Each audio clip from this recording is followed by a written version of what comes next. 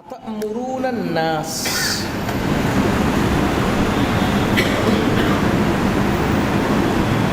তোমরা কি মানুষদেরকে আমর করো, নির্দেশ দাও, বিল বিররি, সৎ কাজের জন্য, ওয়া তানসাউনা আনফুসাকুম, অথচ তোমরা নিজেদেরকেই ভুলে যাও, ওয়া আনতুম তাতলুনাল কিতাব, তোমরা কিতাবও পড়ো, আফালা তাকিলুন, এরপরও কি তোমরা বুঝবে না, জানবে না? এই আয়াত আহলে কিতাবদের ব্যাপারে আল্লাহ তাআলা নাজিল করেছেন।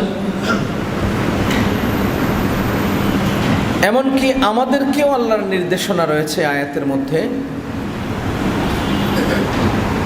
এমন অনেক লোক আছেন যারা নিজেরা অন্যকে সৎ কাজের আদেশ দেয়, অথচ নিজের খবর নেই।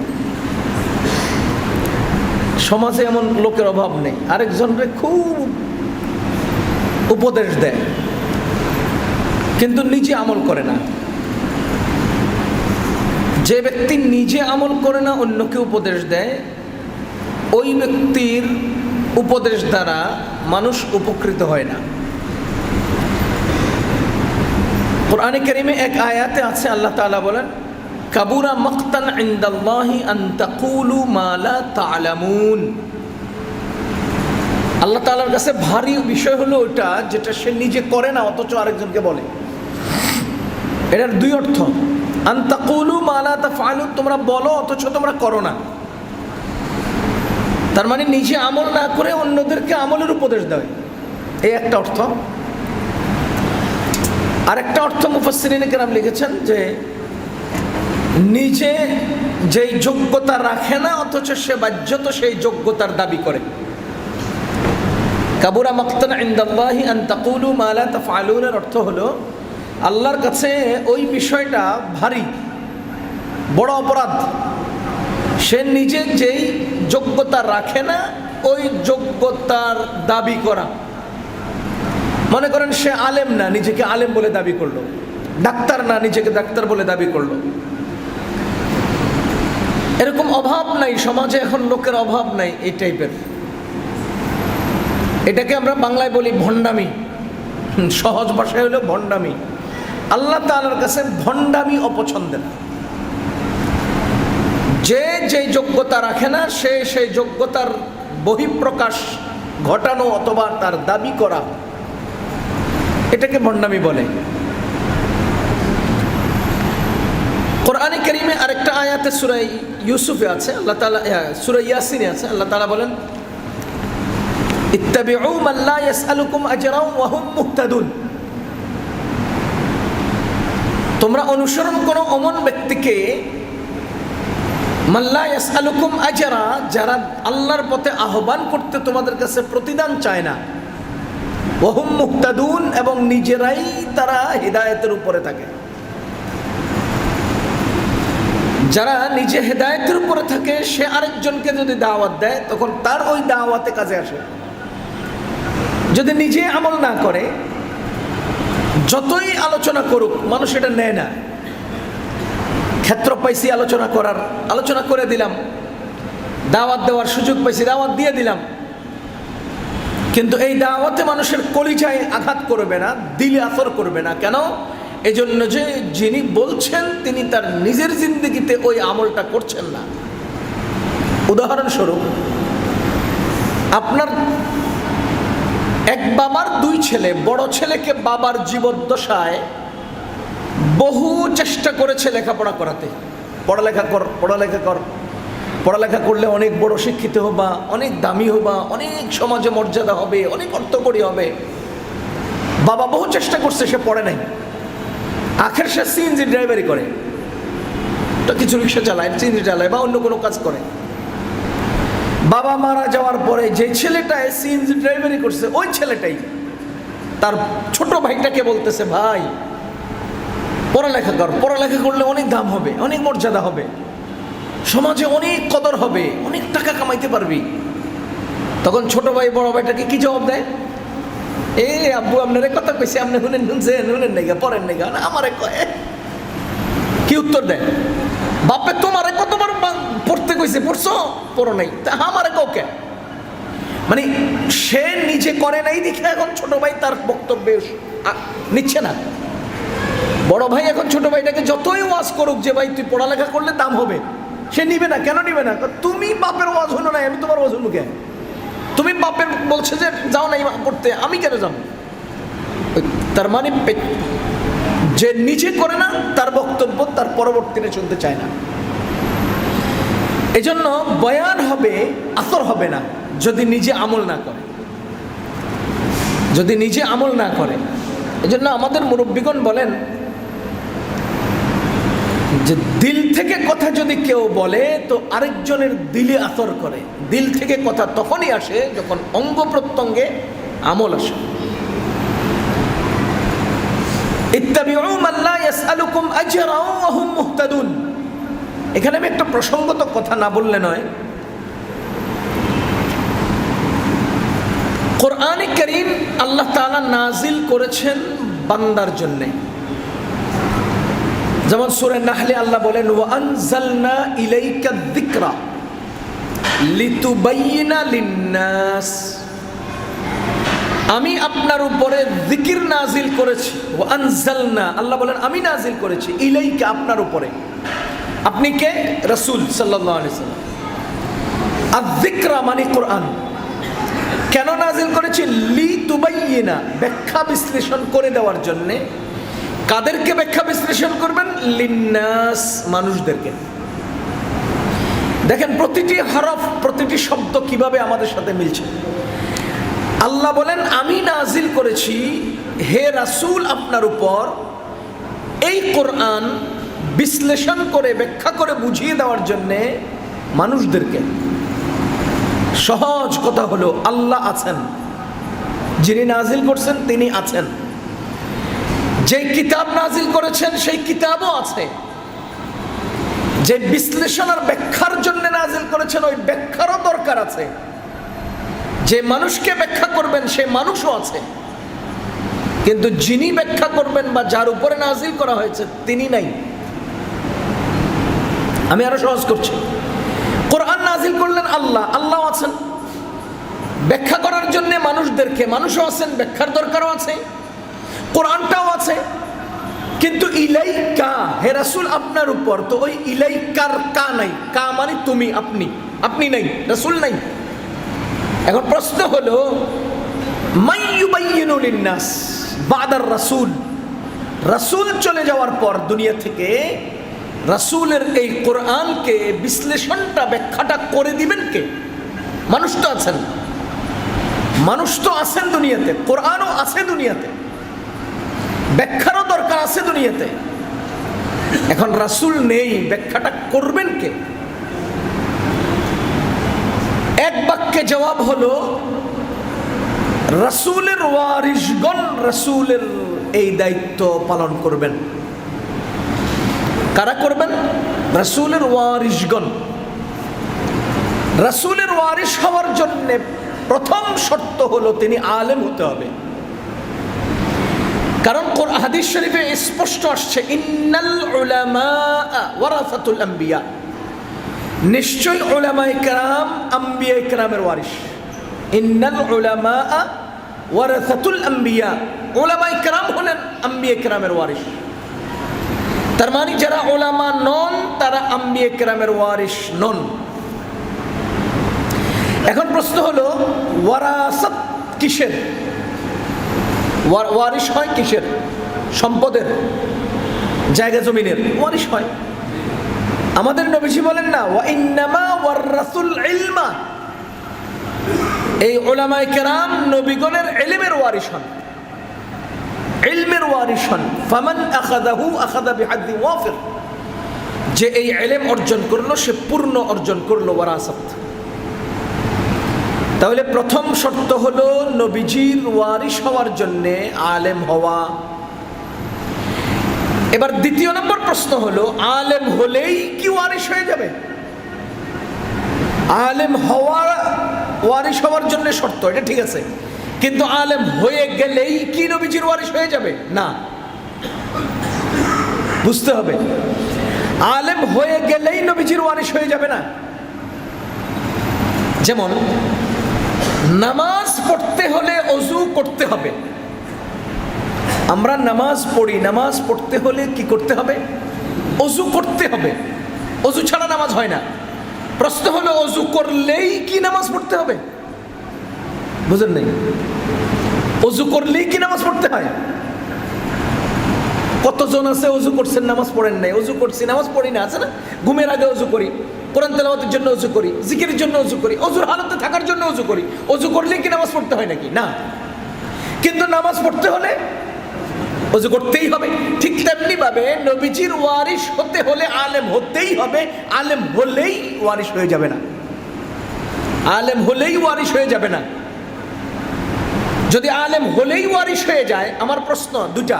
এক, জাহান্নামে যারা প্রথমে যাবে তাদের মধ্যে আলেম নাই? প্রশ্ন হলো আলেম হয়েই রাসূলের ওয়ারিশ হয়ে গেল, রাসূলের ওয়ারিশ হয়েই সে আগে জাহান্নামে গেল, রাসূলের ওয়ারিশ কিভাবে আগে জাহান্নামে যাবে? রাসূলের ওয়ারিশ হবে আবার আগে জাহান্নামে যাবে, হইতেই পারে না। তাহলে বুঝা গেল রাসূলের ওয়ারিশ হয়ে আলেম জাহান্নামে চলে যাবেন এমন নন, বরঞ্চ উনি আলেম হয়েছেন কিন্তু রাসূলের ওয়ারিশ হন নাই। রাসূলের ওয়ারিশ হওয়ার জন্য আরো কিছু জিনিসের দরকার আছে। প্রথম শর্ত হলো আলেম হতে হবে। আলেম না হলে কেউ ওয়ারিশ হবে না।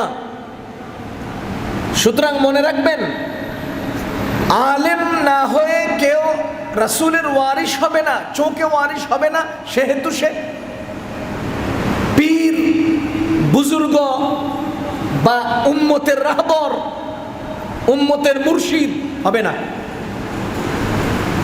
হবে না। যত বড় পীর সাহেবের আস্তানা হোক, ওই পীর যদি আলেম না হয়, সে ওয়ারিশ হয় নাই, আস্তানার মালিক হয়েছে। কেউ কোনো আস্তানার মালিক হওয়ার দ্বারা রাসূলের ওয়ারিশ হওয়া লাজেম না। এজন্য যিনি আলেম নন তিনি পীর হতে পারেন না, তিনি উম্মতের মুক্তাদা হতে পারেন না, মুর্শিদ হতে পারেন না। প্রথম শর্ত হলো আলেম হতে হবে। যদি আলেম না হতো, তিনি তো আন্ধা, তিনি তো দেখেন না, নিজেই দেখেন না, আরেকজনকে পথ দেখাবেন কিভাবে? নিজেই দেখেন না, আরেকজনকে পথ দেখাবেন কিভাবে? ভাইও, হাদিস কোরআনে এরকম অজস্র মাসআলা আছে যেগুলো গভীর জ্ঞান দ্বারা প্রয়োজনের মুহূর্তে আমল না করে অন্যটা আমল করলে দাম বেড়ে যায়। এখন আমি তো সামনেরটা পেয়ে ওঠে আমল করছি, পিছনে আমার আরো বড় কিছু থেকে আমি মাহরুম হয়ে যাচ্ছি। এরকম অনেক মাসআলা আছে। যাও, এক নাম্বার হলো আলেম হতে হবে। আলেম হলেই সে ওয়ারিশ হবে না, এটার দ্বিতীয় নম্বর উদাহরণ। রাসূল করিম সাল্লাল্লাহু আলাইহি ওয়াসাল্লাম বলেন, যদি কোনো ব্যক্তি এই কোরআনের ইলম অর্জন করে, হাদিসের ইলম অর্জন করে তিন উদ্দেশ্যে: এক, দুনিয়া কামাই করা; দুই, মূর্খ সাধারণ পাবলিককে নিজের দিকে আকৃষ্ট করা। ইলম অর্জন করছে কেন? পাবলিকের নিজের প্রতি আকৃষ্ট করার জন্য, মুখরোচক বক্তব্য দিয়ে, চমৎকার উপস্থাপন দিয়ে পাবলিকের নিজের দিকে সব সময় আকৃষ্ট করে রাখার জন্য সে এই উদ্দেশ্যে ইলম শিখছে। তিন, প্রতিপক্ষকে ঘায়েল করার জন্য। মনে করেন অমুকরে আমি ঘায়েল করবো এই উদ্দেশ্যে শিখতেছি, অমুকরে ঘায়েল করবো এই উদ্দেশ্যে শিখতেছি, অমুকরে ঘায়েল করবো এই জন্য শিখতেছি। যদি এরকম কোন উদ্দেশ্য, দিন প্রচার নয়, প্রতিপক্ষকে ঘায়েল করা, দিন এর কাজের প্রয়োজনে নয়, দুনিয়া কামাইয়ের জন্যে, দিনের প্রয়োজনে নয়, পাবলিককে নিজের দিকে আকৃষ্ট করার জন্যে, যদি এরকম তিনটা উদ্দেশ্যে কেউ দ্বীনের ইলম শিখে, নবীজি বলেন সে জান্নাত তো পাবে না, জান্নাতের ঘ্রাণও পাবে না, জান্নাতের ঘ্রাণও পাবে না। আমি এখানে আতর লাগাইলে আপনার ওখানে ঘ্রাণ পাওয়া যায়, তার মানে 10-20 মিটার দূরেও আতরের ঘ্রাণ পাওয়া যায়। তো জান্নাতের ঘ্রাণ কত দূরে পাওয়া যাবে? তো যত দূর থেকে জান্নাতের ঘ্রাণ পাওয়া যায়, এই আলেম তত দূরেরও দূরে থাকবে। জান্নাত তো বহুত পর কি বাত। তাহলে এই আলেম রাসূলের ওয়ারিস কিভাবে হবে? যে আলেম হওয়ার পরে এই সমস্ত উদ্দেশ্যে ইলম হাসিল করবে। বুঝা গেল, এক নাম্বার শর্ত হলো নবীজির ওয়ারিস হওয়ার জন্য আলেম হওয়া লাগবে। দ্বিতীয় নম্বর কথা হলো আলেম হলেই সে নবীজির ওয়ারিস হয়ে যাবে না।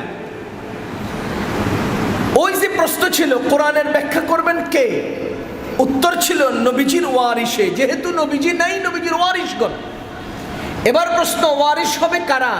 উত্তর, আলেম যারা। আলেম হলেই কি নবীজির ওয়ারিস? না, নবীজির ওয়ারিস হওয়ার জন্য আরো দুটো গুণ লাগবে। এক নাম্বার, ওই দুটেই সূরা ইয়াসিনে আল্লাহ তাআলা বলেন ইত্তাবিউ মান, তোমরা অনুসরণ করো ওই ব্যক্তিকে, অর্থাৎ নবীর ওয়ারিস হবেন ওই ব্যক্তি লা ইয়াসআলুকুম আজরা, যারা তোমাদেরকে দ্বীনের দাওয়াত দেওয়ার পরিপ্রেক্ষিতে, তোমাদেরকে জাহান্নাম থেকে মুক্ত করার জন্য আহ্বান করার পরিপ্রেক্ষিতে, তোমাদেরকে জান্নাতের রাস্তা দেখানোর বিনিময়ে তোমাদের কাছে কোনো আজর চায় না, প্রতিদান চায় না, কোনো আজর আর প্রতিদান বায়না করে না, চুক্তি করে না। এমন ব্যক্তিরাই হবে নবীজির ওয়ারিস। দ্বিতীয় নম্বর, ওয়াহুম মুহতাদুন, আর নিজেরাই ইলম অনুপাতে আমল করে। নিজেরা ইলম অনুপাতে যারা আমল করে এরাই হন নবীজির ওয়ারিস। নিজেরা নিঃস্বার্থে মানুষকে আহ্বান করে এরাই হন নবীজির ওয়ারিস। এখন আমাদের সমাজে দাঈর অভাব নাই। দাঈ, অজস্র দাঈ বাইরেছে। ইউটিউব আসার পরে তো দাঈর ক্যাটাগরিও পরিবর্তন হয়েছে। কাছাকাছি দাঈ, মাঝামাঝি দাঈ, দূরে দূরে দাঈ, কত দাঈ দাওয়াত দেয়, দ্বীনের পথে আহ্বান করে, টিকটক স্টাইলে দ্বীনের কথা বলে। ব্যাকগ্রাউন্ড সবুজ দিয়া সফটওয়্যারের মাধ্যমে ব্যাকগ্রাউন্ড চেঞ্জ করে বিশাল স্টেজ পিছনে বসিয়ে দিয়ে সে শূন্য মানুষের সামনে গলা ফাটিয়ে বক্তব্য দিয়ে বিশাল মজমা উপস্থাপনের চেষ্টা করে। এরকম অনেক দায়ী সমাজে বেরিয়েছে। আর আমরা যারা আছি, এই যে আমরা যারা বসে আছি না, আমাদের এখন দ্বীনের দাওয়াতের দরকার, আমাদের একটা মাহফিলের দরকার, একটা ওয়াজের দরকার। যুব সমাজ আয়োজন করবে, উত্তর পাড়ায় আয়োজন করবে, দক্ষিণ পাড়ায় আয়োজন করবে। মানুষ এই এমন এক জায়গায় গিয়ে উপস্থিত হয়েছে যে মানুষ এখন উপযুক্ত দিনদার, পরহেজগার, ইলমওয়ালা, আমলওয়ালা বক্তা এবং দায়ী না খুঁজে শুধু ইউটিউবকে জিজ্ঞেস করে, ইউটিউব কার ওয়াজটা একটু সুরে সুরে দেখো তো সুরে সুরে ওয়াজ কে বেশি নাচাইতে পারে দেখো তো নাচানে ওয়াজ কে বেশি হাসাইতে পারে দেখো তো হাসানের ওয়াজ। এই বক্তা দিলে মনে মানুষ জমবো। এই আজীব লাগে। 22 ইঞ্চি বক্তা, 32 ইঞ্চি বক্তা, শিশু বক্তা, নারী থেকে পুরুষ বক্তা, পুরুষ থেকে নারী হয়ে গেছে বক্তা, শরীফ থেকে শরীফ হয়েছে বক্তা। মানে অভাব নাই। এখন একটা কেমন জানি সার্কাসে পরিণত হয়ে গেছে। একটা সার্কাস বানাই ফেলছি আমরা ওয়াজ মাহফিলটা। আরে উসুলে হাদিসের কিতাবগুলো পড়েন না, উসুলে হাদিসের কিতাবগুলো পড়েন না। আত্তুহমা, কারো ব্যাপারে যদি তুহমত আসে, কিসের তুহমত? কিদিবের তুহমত। মুত্তাহাম বিল কিদিব, জিন্দেগিতে একবার সে মিথ্যা কথা বলেছে এমন প্রমাণ পাওয়া গেছে, কোন মুহাদ্দিস তার হাদিস গ্রহণ করেন নাই। তার হাদিসকে হাদিসে মুনকার, এটা অগ্রাহ্য হাদিস বলে আখ্যায়িত করে দিয়েছে।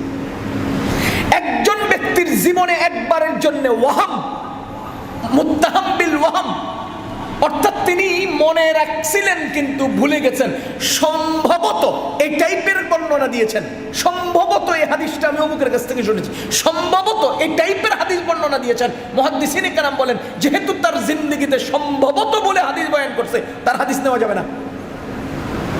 এটা আমাদের শরীয়ত। এটা কারো সম্ভাবনার ভিত্তিতে হাদিস নেওয়া যাবে না, কারণ এটা শরীয়ত, এটা দ্বীন। জীবনে একবারের জন্য সে বেদাতের সাথে যুক্ত হয়েছে, বেদাত, মুত্তাহাম বিল বিদআহ, ওই ব্যক্তির হাদিস নেন নাই মুহাদ্দিসিনে কেরাম, নেন নাই, নিবেন না।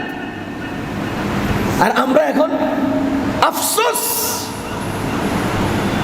আফসোস, সেই বিশাল বড় লোক, বড় মসজিদের ইমাম, অমুক মাদ্রাসার প্রিন্সিপাল, অমুক জায়গার একজন বড়, আল্লাহ মাফ করে দিক, আমি কাউকে ব্যক্তিগতভাবে বলছি না, লক্ষ লক্ষ টাকার খেয়ানত তার মধ্যে পাওয়া যায়। এ রে বানাইছে বক্তা, কেন? হ্যাঁ, ইউটিউবে সুন্দর বক্তব্য দেয়।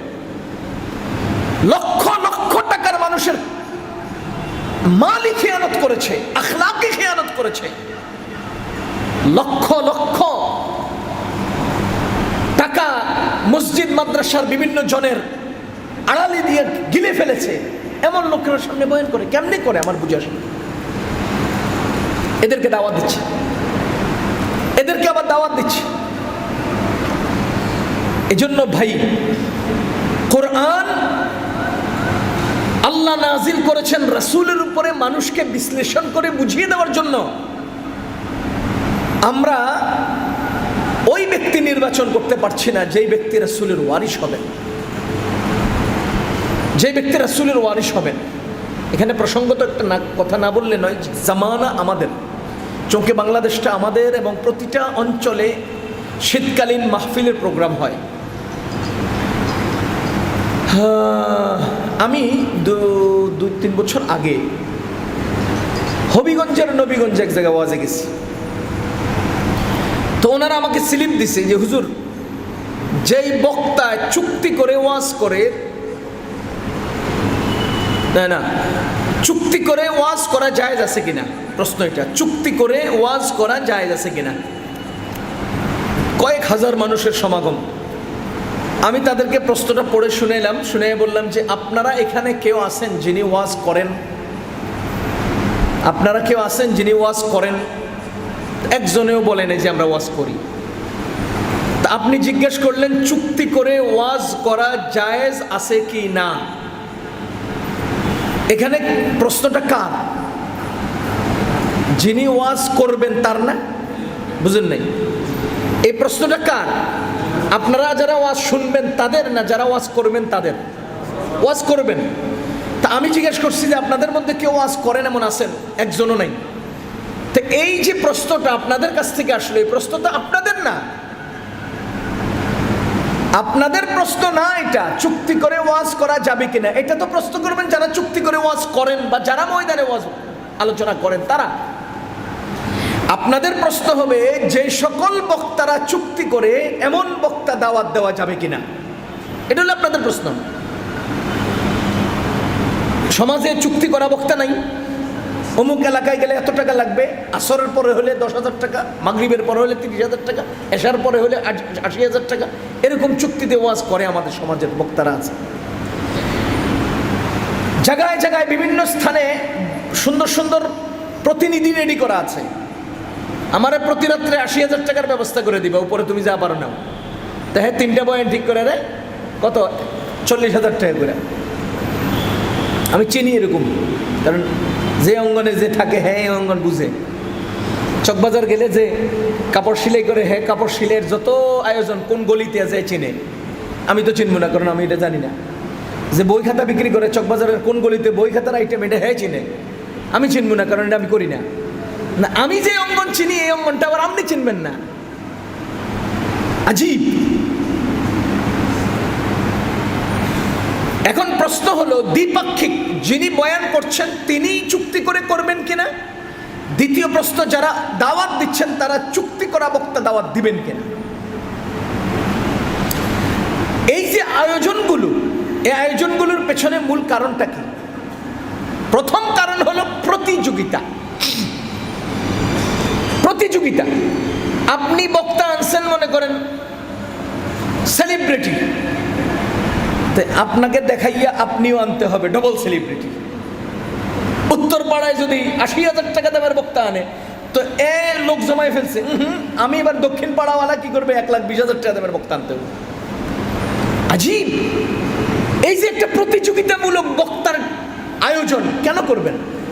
আবার এই আয়োজনে গত পেছনের ইতিহাসে আমরা দেখেছি, আয়োজনের মধ্যে আমি বক্তা, আমার দিবে হাদিয়া, উনি আমার দাওয়াত দাতা, উনি মিডিয়া, উনি নিবে আবার মাঝখানে দালালি, আবার উনি আয়োজক, উনি ওই যে দেশ বিদেশের বিভিন্ন জায়গা থেকে পয়সা উঠাইয়া আমাদের পিছনে 1 লাখ টাকা খরচ করে 3 লাখ ইনকাম করে 2 লাখ তার। এই সিস্টেমে 3 গ্রুপে এখন এটা করতেছে। আয়সা কি কয়, হুজুর যুবকরা আগে গান করতে, এখন গান করে না। কি করে? ওয়াজ মাহফিল করে। কি জন্য? আগে গান করলে পকেটে টাকা দেওয়া লাগতো, এখন ওয়াজ মাহফিল করলে মানুষের থেকে টাকা আইনা নিজে ইনকাম করতে পারে, এই জন্য ওয়াজ করে। ওয়াজের আয়োজন এই জন্য করে। হ্যাঁ, যে বুজুর্গ হয়ে গেছে এটা না, হ্যাঁ ব্যবসার রূপ চেঞ্জ করছে, হ্যাঁ সিস্টেম পাল্টাইছে, ব্যবসার সিস্টেম পাল্টাইছে। মাফ করে দিবেন, এরকম অজস্র ঘটনা সমাজের মধ্যে আসছে। এখন এই মাসআলার জবাবটা দেই, চুক্তি করা যাবে কিনা? যতক্ষণ পর্যন্ত সমাজের আয়োজক বৃন্দ ইনসাফের সাথে বিচার না করবে ততক্ষণ চুক্তি করা যাবে। মনে করেন আমি সিলেট গেছি বয়ান করতে, গাড়ি নিয়ে আমার 3000 টাকা দিয়ে দিছে, আমি এবার 3000 টাকা লই আইছি। আপনি ইনসাফের সাথে বলেন আমার গাড়ি ভাড়া কত গেছে, সময়টা কি পরিমাণ গেছে, মাঝখানে নাস্তা পানির আয়োজন কেমন ছিল, আমার সব কিছু মিলে 3000 টাকা কেন দিল? আপনার মধ্যে এখনো ইনসাফ আসে নাই, এখন আমি তো চুক্তি করাই লাগবো, নাইলে দাম বাঁচবো না। সুতরাং আপনি যতক্ষণ ইনসাফ প্রতিষ্ঠা না করবেন ততক্ষণ বক্তার জন্য চুক্তি করা জায়েজ। আর যতক্ষণ ইনসাফ প্রতিষ্ঠা হয়ে যাবে, তাহলে আপনি যখন ইনসাফ প্রতিষ্ঠা করবেন তখন বক্তার জন্য চুক্তি করাও জায়েজ নেই। সমতা বজায় রাখেন, ইনসাফের সাথে একজন মানুষকে মূল্যায়ন করেন। এখন আপনিও দিচ্ছেন 3000 টাকা, পরিপ্রেক্ষিতে আরেকজনের দাবি করতেছে 90,000 টাকা, দোনোজনেই বাড়তি করছেন। দুজনের সমন্বয়ে চলে আসেন, সমতায় চলে আসেন, তো দেখবেন আর লাগবে না। যাই হোক, এগুলো প্রসঙ্গত আসতেছে এই জন্য যে মাল্লা ইয়াসআলুকুম আজরা, যারা মানুষের কাছে প্রতিদান চায় না। আমি আপনাকে জাহান্নাম থেকে মুক্তির জন্য 10টা হাদিস শোনাবো, আপনি আমার 10,000 টাকা দেওয়া লাগবে, এই যে একটা চুক্তি হয়ে গেল, মাল্লা ইয়াসআলুকুম আজরা। তা আমি হাদিস শোনাচ্ছি, এই হাদিস কি আমার বানানো? আমার বানানো না, তাইলে আমি এই হাদিস শুনলে 10,000 টাকা লাগবে কেন? আরে জাহান্নাম কি আমি কি জাহান্নামের দরজা খুলি আর লাগাই? না, তাহলে আমি কেন ওই জাহান্নামের আলোচনা করতে হইলে টাকা লাগবে? জান্নাতের দরজা কি আমি খুলি আমি লাগাই? না, তাহলে আমি কেন জান্নাতের বয়ান করতে হলে টাকা লাগবে? জান্নাতের বয়ানটা তো আমি ওই আল্লাহ থেকে নিয়েছি যিনি জান্নাত বানিয়েছেন।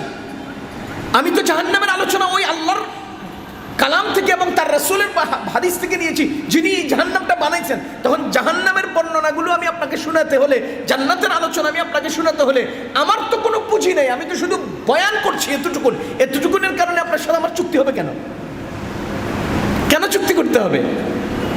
হ্যাঁ, যদি এমন হইতো আমি সারা রাত জাগিয়া একটা গান গাইলাম, গান লিখলাম, ওই গানটা আপনার সামনে আমি উপস্থাপন করব আমার সুরে, তাহলে লিখলামও আমি মেহনত করে, গাইলামও আমি আমার সুরে, তখন আপনাকে আমি বলবো যে ভাই আমি এক রাত জাগিয়ে এই গানটা লিখেছি, আপনি যদি শুনতে হয় এবং কনসার্ট করতে হয়, এটার সামনে যদি আপনি ডেক্সেটে বাজাইতে হয় আমাকে এত টাকা দিতে হবে। এটা আমার নিজের বানানো জিনিস, আমি নিজে উপস্থাপন করছি, 30,000 টাকা বিক্রি করবো, করলাম। কিন্তু আল্লাহর কালাম আমি আপনার কাছে বেচবো কেন? রাসূলের হাদিস এটা তো আমি বানাই নাই, এটা তো আমার বানানো জিনিস না, এটা তো আমার আল্লাহ কালামে নাজিল করেছেন, সেই কালাম থেকে আমি নিয়ে শুধু আপনার সামনে আমি উপস্থাপন করেছি। এই জন্য কি আমাকে 30,000 টাকা চুক্তি করতে হবে? মাল্লা ইয়াসআলুকুম আজরা, এমন লোককে অনুসরণ করো যারা আজর চায় না, প্রতিদান চায় না। দ্বিতীয় নম্বর ওয়াহুম মুহতাদুন, এবং যারা হেদায়েত প্রাপ্ত। হেদায়েত প্রাপ্ত মানে যারা নিজেরা ইলম অনুপাতে আমল করে। কিয়ামতের ময়দানে যে 5টা প্রশ্ন করা হবে, এর মধ্যে অন্যতম একটা প্রশ্ন হবে তুমি যা শিখেছো তা করেছো কিনা, যা শিখেছো তা আমল করেছো কিনা। আপনি আশ্চর্য হবেন, আমাদের জন্য আর আমাদের মুহাদ্দিসিনে কেরামের জন্য কিছু বিষয় আলোচনা করি তো বুঝবেন। আমরা যারা সাধারণ মুসলমান আছি, আমাদের জন্য আইম্মায়ে মুজতাহিদিন, নবীজির পরে সাহাবী, সাহাবীর পরে তাবেঈ, এই 3 জামাতকে নবীজি সাল্লাল্লাহু আলাইহি ওয়াসাল্লাম খায়রুল কুরুন বলে দিয়েছেন, সর্বশ্রেষ্ঠ জাতি বলে দিয়েছেন। এরপর থেকে কিয়ামত পর্যন্ত সারা দুনিয়া বিস্তৃত, দুনিয়ার মধ্যে বিশাল একটা যুগ, বিশাল একটা এরিয়ায় হবে, আনাগোনা হবে, আসা যাওয়া হবে। এর এই জাতিটাকে নবীজি খায়র বা শ্রেষ্ঠ বলে আখ্যায়িত করেন নাই। তাহলে নবীজির যুগ, সাহাবায়ে কেরাম, তাবেঈ, এই একটা পার্ট, তাদের পর থেকে কিয়ামত পর্যন্ত আমাদের আরেকটা পার্ট। তাহলে আমরা যে দ্বীন মানব, শরীয়ত মানব, এটার জন্য কি আমাদের সুনির্দিষ্ট একটা নীতিমালা নির্ধারণ করলে মেনে নেওয়া সহজ হবে না? আল্লাহ রাব্বুল আলামিন মেহেরবানি করে তাবিঈগণের যুগে আইম্মাই মুজতাহিদিন যারা ইজতিহাদ এবং ইস্তেমবাতের মাধ্যমে আমাদের জন্য কোরআন হাদিস ঘেটে সুনির্দিষ্ট নীতিমালা নির্ধারণ করে শরীয়ত মানার একটা খাকা রেডি করেছেন, তাদের পর থেকে কিয়ামত পর্যন্ত সমস্ত মানুষ ওই নীতির আলোকে চলবে, ওই নীতির আলোকে চলবে। আমরা চলতেছি আলহামদুলিল্লাহ, আমরা চলতেছি, আমাদের বাংলাদেশিরাও চলছে, ইন্ডিয়ানরা চলছে, বা আফগানিস্তানরা চলছে, ইরানরা চলছে, ইরাকরা চলছে, সৌদিরা চলছে, বিভিন্ন দুনিয়া বিস্তৃত মানুষেরা চলে যাচ্ছে আলহামদুলিল্লাহ, চলছে। কিন্তু মজার বিষয় কি জানেন, যারা হাদিস বিশারদ এখনকারও আমাদের উস্তাদদের মধ্যে আছে, আমরাও চেষ্টা করি মাঝে মধ্যে, আমরা তো হাদিস বিশারদ না, আমরা হাদিসের পাঠক। বিশারদরা তো পার হয়ে গেছেন। যখন কোনো হাদিস এমন পাই যে হাদিসটা আমাদের মাযহাবে ইমামগণ সেটার আমলকে যুক্ত করেন নাই, কেন? এই প্রসঙ্গে লম্বা কথা বললে অন্যদিক চলে যাবে, আমি সহজ করি। শরীয়তের কিছু বিষয় এমন আছে যে বিষয়গুলোতে দুই রকমের বর্ণনা আছে, তিন রকমের বর্ণনা আছে, চার রকমের বর্ণনা আছে। এটা নবীজি থেকেই আসছে, এটা নবীজি থেকেই পাওয়া যাচ্ছে, কিতাবে আছে। এখন আমাদের ইমামগণ চিন্তা করলেন যে চার রকমের বর্ণনা তো আর এক মানুষের সামনে উপস্থাপন করা যাবে না, দুই রকমের বর্ণনা তো আর একজন ব্যক্তির সামনে উপস্থাপন করা যাবে না। তখন তারা দেখলেন সাহাবিগণ কোনটা বেশি আমল করেছেন, সবচেয়ে উম্মতের আমলের সহজ কোনটা হবে, যেহেতু দুই বর্ণনা, এর মধ্যে যেটাকে উত্তম মনে করছেন সেইটা আমাদের জন্য আমলে যুক্ত করে দিয়েছেন, আমরা ওটার উপর আমল করে চলতেছি। পক্ষান্তরে যেটা আমাদের জন্য আমলে যুক্ত করেন নাই সেটাকে আমরা সহিহ এবং নবীজির আমল বিশ্বাস করে কিতাবে রেখে দিয়েছি, আমরা পড়ি হাদিসে, কিন্তু প্রতিদিনের আমলের মধ্যে যুক্ত করি নাই, আমল করি না। কেন করি না? যেহেতু দুইটার মধ্যে দুইটা আমি একা পারবো না।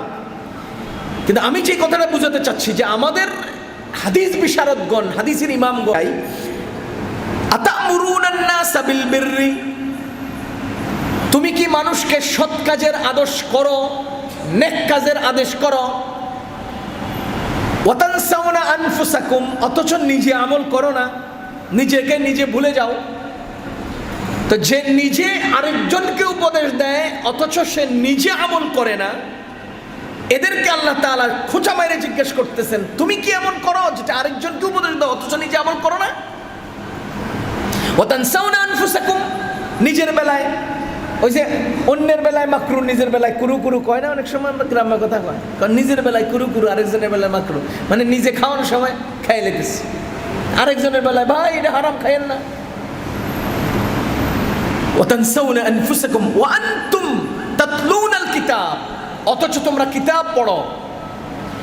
এখানে ইহুদিদের ব্যাপারে এই আলোচনাটা তখনকার সময় আসছে যে তারা অনেকেই রাসূল সাল্লাল্লাহু আলাইহি ওয়াসাল্লামের পক্ষে কথা বলে কিন্তু নিজে আমল করে না। এমনও আছে একজন লোক নবীজির কাছে আসছেন, আয়েশা পরে বলতেছে যে আমি মুসলমান হতে চাই, তো হ্যাঁ বাপে কহ তুই মুসলমান হয়ে যা, যে তুমি মুহাম্মদকে ইত্তেবা করো, তো সে মুহাম্মদ সাল্লাল্লাহু আলাইহি ওয়াসাল্লামকে অনুসরণ করে লা ইলাহা ইল্লাল্লাহ কালিমা পড়ে ফেলছে, বাপে করে নেই, বাপে পড়ে নেই। তো বলতেছে আতামুরুনান নাস, তুমি তো কিতাব পড়ো, তুমি তো ইহুদি, তুমি তো তাওরাত কিতাব পড়ো, অথচ তুমি নিজে আরেকজনকে মুসলমান হতে বলো, নিজে হও না কেন? ওয়া আনতুম তাতলুনাল কিতাব, আসমানি কিতাব তো তুমি পড়ো, আফালা তাকিলুন, এরপরেও কি বুঝবা না? তো এটা ওদেরকে যেভাবে আল্লাহ তাআলা ইঙ্গিত দিচ্ছেন যে তোমরা এই সমস্ত আলোচনা করতে গিয়ে ইসলামের প্রতি মানুষদেরকে আহ্বান করো কিন্তু নিজের আমল করো না, এরকম অনেক ইতিহাস তখনকার সময় রয়েছে। আবার কিছু আছে যারা তাওরাত কিতাবও জানতেন, কোরআনের অনুসারী হয়ে গেছে, যেমন আব্দুল্লাহ ইবনে সালাম রাদিয়াল্লাহু আনহু। আব্দুল্লাহ ইবনে সালাম রাদিয়াল্লাহু তাআলা অনেক বড় আলেম ছিলেন, কিসের? কোরআনের হাফেজ ছিলেন, তাওরাত কিতাবেরও হাফেজ ছিলেন। উনি তাওরাত কিতাবেরও হাফেজ ছিলেন, অনেক বড় ইহুদি আলেম ছিলেন। আল্লাহ তাআলা তাকে ইহুদিয়ত ছেড়ে মুসলমান হওয়ার তৌফিক দিয়ে দিয়েছেন। নবীজি সাল্লাল্লাহু আলাইহি ওয়াসাল্লাম তারকে বলছেন যে তোমার জন্য ডবল প্রতিদান রয়েছে, ডবল প্রতিদান। ইহুদি জামানায় তুমি যা করেছো সেটার প্রতিদান আল্লাহ দিবে, ইসলামে আসার পরে যা করেছো এটার প্রতিদান আল্লাহ তাআলা তোমাকে দান করবে। এজন্য আতামুরুনান নাস বিল বিররি, ওয়া তানসাউনা আনফুসাকুম ওয়া আনতুম তাতলুনা তাকিলুন। মনে করেন আমাদের সবাইকে আজকে আল্লাহ তাআলা এই কথাটা ইঙ্গিত দিচ্ছেন, এই তোমরা আরেকজনকে সৎ কাজের উপদেশ দাও অথচ নিজে করো না, নিজের বেলা এটা ভুলে যাও। তোমরা কোরআন পড়ো, কিতাব পড়ো, এরপরেও তোমরা কি বুঝবে না? আজ থেকে আমরা এই কথাটা খেয়াল রাখবো। আরেকজনকে উপদেশ দেওয়ার সময় নিজে অন্তত জিন্দেগিতে এটা পালন করার চেষ্টা করব, নিজে আমল করার চেষ্টা করব, নিজে আমল করার চেষ্টা করব। নামাজ পড়তে বলি, নামাজ পড়ি না। রোজা রাখতে বলি, রোজা রাখি না। হ্যাঁ, সুদ খাইস না, নিজেই সুদের কারবার করে। এই টাইপের ওয়াজ দিয়ে কাজ হবে না। এজন্য আমরা আজকের আয়াত থেকে শিক্ষা নিলাম যে ইনশাআল্লাহ ইনশাআল্লাহ আমরা আরেকজনকে সৎ কাজের উপদেশ দেওয়ার সময় নিজেকে খেয়াল করব যে আমি এটার আমল করি কিনা। যদি না করি তাহলে আমরা নিজেরা আগে আমল করে পরে আরেকজনকে উপদেশ দেওয়ার চেষ্টা করব। আল্লাহ তাআলা আমাদেরকে কোরআন কারীম বুঝার, কোরআন মতো চলার, কোরআনের উপরে আমল করার তৌফিক দান করুন।